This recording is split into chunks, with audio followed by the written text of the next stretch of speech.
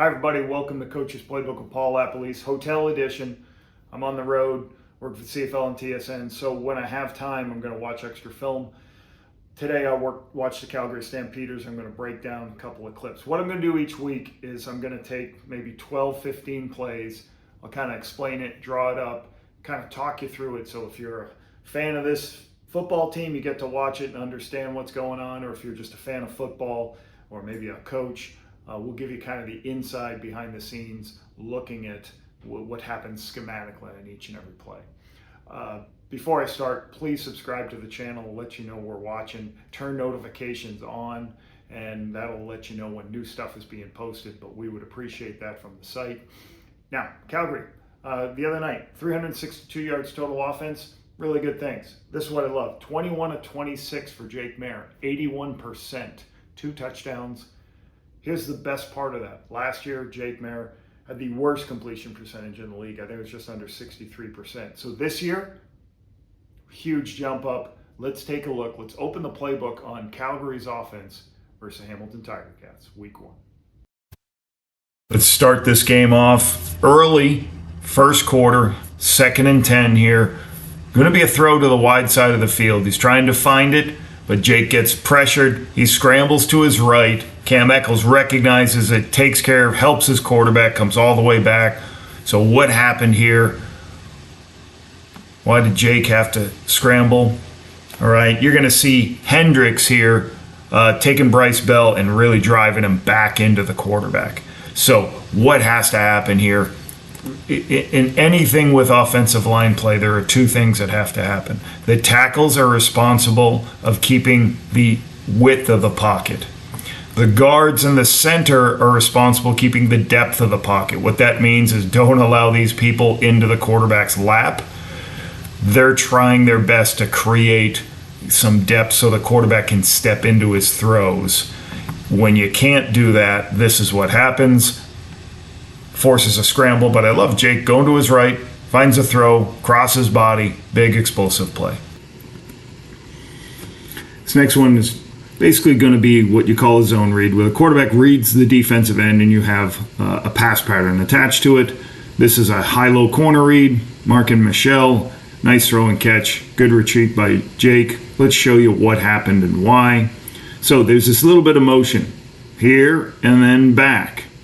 Well, what you see happening is one receiver is getting chased by number 3, defensive back. So the defensive back is in man coverage. He is chasing across the field, telling the quarterback it's man coverage. And then now, right here, this is what we want to talk about. There's one safety, so this is cover 1. These 2 players are doing what's called banjo man-to-man, where the first outside breaking route is taken by the outside receiver and the first inside breaking route is taken by the inside receiver. And teams do that to make sure they don't get leveraged, and that means that they don't get outflanked. But the problem is when you do this, one goes out, there's the outside player taking the outside, and then as the inside player is expecting somebody to go in, and he follows him in, he's got leverage on the inside breaking route. But when you send 2 people outside, the inside player gets leveraged, if that makes sense. He's not in a position where he can chase the route. And that's what happens on that play. Outside zone this time. You're going to see a big explosive run by Calgary here. They set a formation to help them and get an advantage in the run game. You'd wish a little bit better blocking by the receiver on the outside. But let's go back and see why this is a big play. Here's what you're doing. When you have people playing a lot of man coverage, you take these 2 receivers. They're going to motion them into the boundary. Well, that's going to take that defender, the Sam linebacker, with a nickel, and the field halfback, because if they're in man, they got to cover their people down. This is cover 1. So as everybody moves to the boundary, now that gives them a space where nobody is to stop the running back. So the O-line does a good job of creating a hole, but then there's nobody at the second level to help out. So this is an outside zone run. What's going to happen is he's going to read 1. If 1 works out, I'm going to see what happens with 2. And if 2 gets, if they were able to reach 2, he just stays on his track and either cuts back or cuts out. But really good. This 1 expands, he just hits it up inside. You wish the corner was handled better by the receiver, but excellent run by Mills. He makes a miss. Really good execution. Now again, what do? You run all the players across to the boundary. You can see them right there. There's all the man players going away, so there's less players to block at the point of attack. So good execution of an outside zone play. We've got a great run right here from Dedrick Mills. Up in the hole, bounces off players, getting the yak yards you want to see from your running back. Let's show it from the back end live for you. This is what's called a counter play. It's a gap scheme, and we'll go over what that means. That's just great to see that run, though. Really good run by Mills. All right, what's gap scheme look like? What are you trying to do here? Right, it's called gap scheme because everybody blocks the gap inside them. So he's blocking down because there's a player in his gap. He's blocking down because there's a player in that gap. He's blocking down because there's a player in that gap, and that's a hard block sometimes because of how far away he is. He's going to probably step and hinge. He will pull and be the kicker. So he's going to kick out anybody who shows up here. This is going to be the wrapper, and he's going to wrap around for anybody inside. And then Reggie Bagleton will be the sealer. He'll seal it all off. So you're going to get a kicker, a wrapper, and a sealer on every counter play. And you can see right here, nice pull, good kick out by Bryce Bell, good add in by the fullback, and a good run. Next play is a boot to the field, or the quarterback moves to the field. And they complete a vertical stretch to Cam Eccles. Throw all the way out on the sideline. What's going on? What are they doing? So they do a little bit of motion. Now, I'm going to pause this right here. So you have a player off the line of scrimmage and he can motion. He's going to go first. So he can, you want him to have the waggle so he can go higher. He's going to run a corner route. The next player, he's going to, that would be Cam Eccles. He's going to run an out. And the receiver is going to just sit and break down. So that is what I call a down the ladder read. There's 1 deep, there's a second here, and a third here. That's a down the ladder read. Quarterback recognizes that Cam Eccles has plenty of space. And once again, inside position. This is man coverage again from the Ticats. And he's got the leverage to throw. He's on the move. Nice completion. And again, moving the launch point. Sometimes these throws to the wide side of the field. You like to move and get your quarterback closer to that throw. And a protecting the backside edge. You can see right here. By bringing Michelle back, he's protecting. They're faking a zone play in this direction to get everybody to go this way. And then Jake's going to come out to the perimeter. So Michelle comes back to be block this edge, anything on the inside edge here. Nice execution. Good throw. Really good stuff. 9-4 here.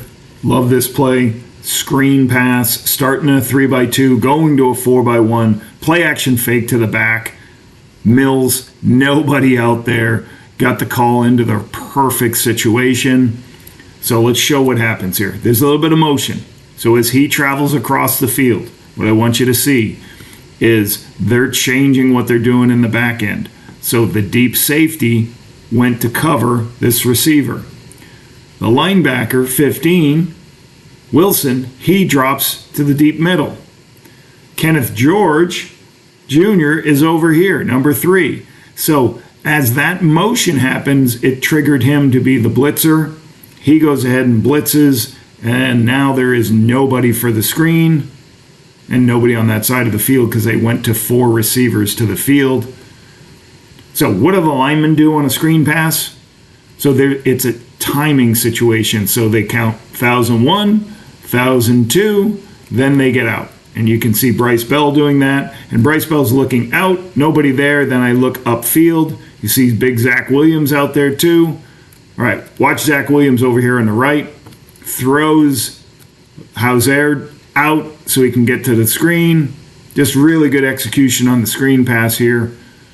And love it into blitz. You love to let those people rush the quarterback and you throw the screen pass. You're going to see another zone read, naked bootleg or Sally where he reads the end and decides. Cam Eccles affects the end a little bit. They outflank the defense. Get a good 8. Easy completion to make it an 8-yard gain. That's what you love in our league. Easy completions. Let's break down what the offense is trying to do here. All right, you take it all the way back here. This is man coverage across the board. So what happens? Man to man, man to man, man, man, man. 1 deep safety. So there's a little bit of motion. So then the corner, he's watch. If you watch the corner, 25. You watch the corner down here. Watch him. He's chasing, but then he gets leveraged. So he is so far away from that route, he's not going to be in a position to cover him even though it's man coverage. So what happens is the end crashes a little bit, goes inside, following the running back, and now everybody, those players are high, those players are inside, we've got nobody on that side of the field. So that's what you're trying to do. You're trying to get somebody to chase across the field. How is this handled? The best way to handle it is this player now has to recognize it and he has to go and switch and go take that route. And he goes and takes that route, which is difficult in the Canadian Football League. 2:45 left in a half. Cam Eccles, another touchdown. This is the same high-low corner read, and I think it's got a little bit of an adjustment down at the goal line. We'll go through that. Great, go up and get it, catch by Cam. So the receivers have come together. Once again, they're close to each other. I believe these 2 players are in man coverage, and they're going to trying to sort out whether they switch or not. Here's what the routes are. He's going to run a corner route, and he's going to run in the flat. But you say, hey, wait a minute. He didn't run a quarter route. He went to the middle of the field. I think, and again, I don't know, but I think because there is no safety in the middle of the field, Katsantonis is down here. So with no safety, I think he decided, I'm taking this space because it's an easier throw for a touchdown to the quarterback. So we have a guy in the flat, and he adjusted his route to take the middle. And there's a big throw over the top of the linebackers. And if you watch right here, they picked it. That's why you banjo. These 2 guys end up getting picked. That's Jake's easiest throw. That's his easy touchdown. But he, I think, sees the middle wide open too. So he goes ahead and takes a shot in the middle of the field. Nice, good picture. So if you look at it from the back end, what Jake's seeing, he's seeing the free safety. At teams at the goal line, they really don't want him covering ground in the end zone because sometimes they want him closer to the point of attack with so many crossing routes and different things. So they don't want to defend the end zone. They're going to leave the end zone voided.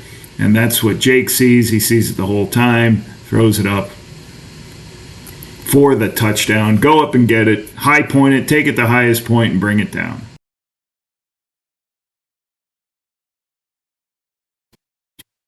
One of the best things about the CFL is motion and what you can create and how you can create things and make DBs. Hardest part for a DB is all the different little pictures that show up. That's what happens, I believe, on this play. Marquand Michel gets tons of space. You always hear people, how did that guy get that wide open? What is going on when when you watch it on television or you see it in the stands? Let's show you how. So the motion, couple of points on the motion. So there's a stationary guy. He's usually going to be a shorter route. The guy attacking the line of scrimmage, he's going to be faster, so he's usually going to run the deeper route. This is a corner route. It's called a corner because you run into the corner of the end zone. Marquand Michel is going to go break out into the flat, and you're going to have a third receiver come in and kind of settle and start working inside. So you've got three people, one's deep and two are underneath, and that's what's problematic here. So the deep player, start with the deep player. I believe this corner's a third player or a quarter player. Looks like these two are covering this part of the field. So the corner route should be handled. But now you have one underneath player with one going in and one going out. And unfortunately for him is he recognizes and he freezes right there on Bagleton breaking in. So there is a 2-on-1 on the low player. Jake recognizes it and gives plenty of time, gets the ball out there early, gets Michel a chance to really create too much space out there and let him run with it. I like this. He recognizes where he's going with the ball. I really like his stance error, what I call the stance error. His back foot is perpendicular to a target, so he's throwing all the way to his left. Great throw. See how long the ball's in the air. Allows him to catch and run. This might be my favorite throw of the day for Jake here. He's going to get pressure.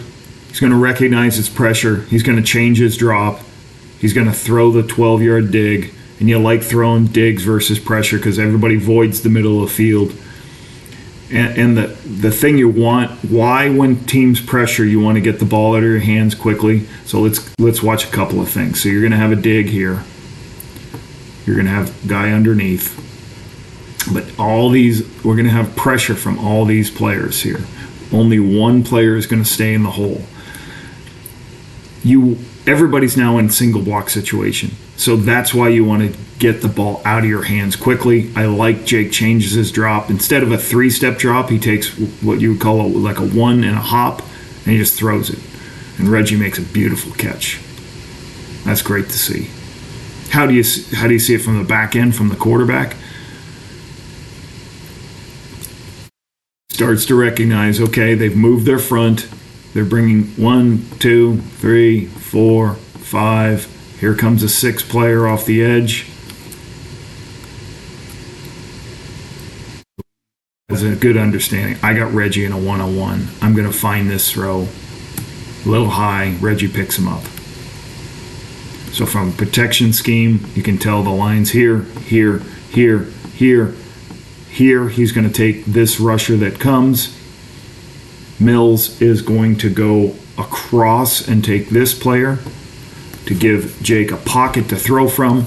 But again, he doesn't want to hold the ball long because all these players coming. But that's a great throw.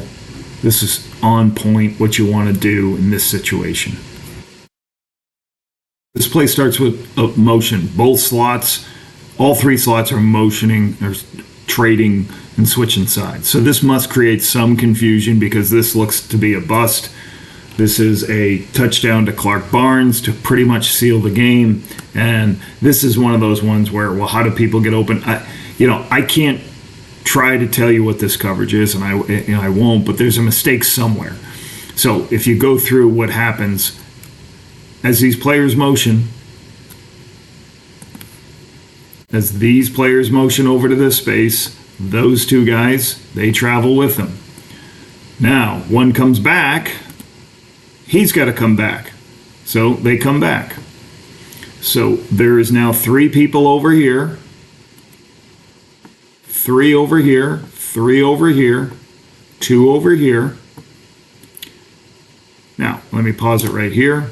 He's in man coverage. He's in man coverage. The linebackers have dropped out. These 3 appear to be in zone coverage, and he's like somewhere in the middle of the field.